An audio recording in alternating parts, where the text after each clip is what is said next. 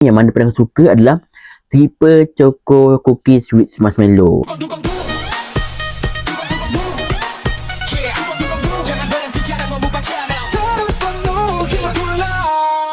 Assalamualaikum. Hi guys, welcome back to Muan Mukbang channel. Dugu.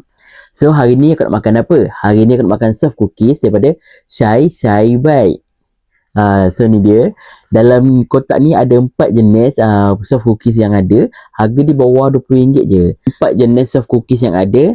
Yang pertama ialah walnut caramel cookies. Yang ni double biscoff cookies.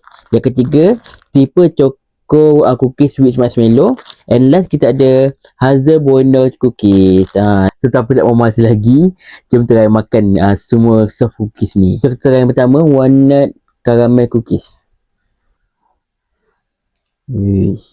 So ni dia agak tebal. Wangi, aku suka. So kita makan biskut ni soft cookies ni dengan air susu yang dah dipanaskan. Aku beli air susu Farm Fresh. So jom try.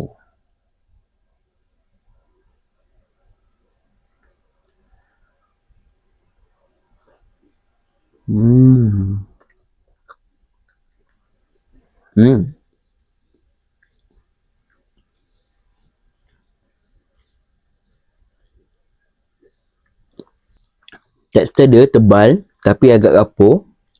And dia macam ada crunchy sikit sebab dalam ni macam ada kacang aku rasa. And ada aku rasa macam ada ni Oreo ke coklat gitu lah. So kita try pula double biscoff cookies. Maknanya dalam dia ni dah ada biscoff cookies tu kan. And dekat atas pun dia ada letak juga biscoff. Sebab tu dia panggil double biscoff cookies. So jom kita dipkan dia and kita akan makan. Bismillahirrahmanirrahim.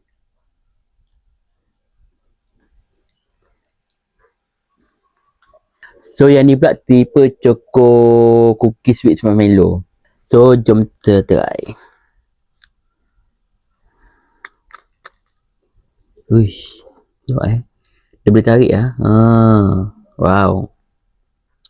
Tapi biskut ni sebab dia macam rapuh sangat, so agak berserak Tipe coklat ni memang sangat sedap.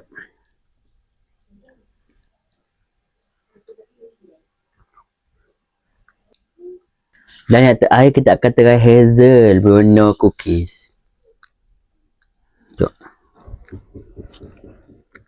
So bagi aku sangat berbaloi sebab cookies sangat besar and sedap.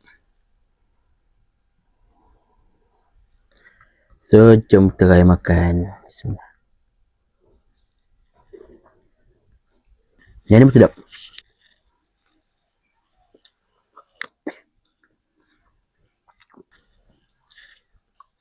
So aku dah makan dah keempat-empat ni soft cookies ni. Yang mana paling aku suka adalah tipe choco cookies with marshmallow. Ni memang sangat sedap lah bagi aku. So aku dah rasa dah keempat-empat jenis soft cookies ni semuanya memang sangat sedap.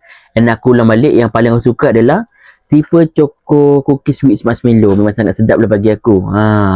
So korang kena try beli soft cookies ni daripada Shy Bite. Kalau korang nak beli, harga dia bawah RM20 dekat TikTok. Aku akan sediakan beg kuning nanti. Yang ni aku makan nantilah sebab sangat sedap. Saya nak makan sekarang. So aku rasa takat ni konten aku pada hari ni. Jangan lupa untuk korang like video aku, subscribe video aku and share video aku ni pada orang lain. Kalau boleh biarlah YouTube aku ni sampai menuju bulan.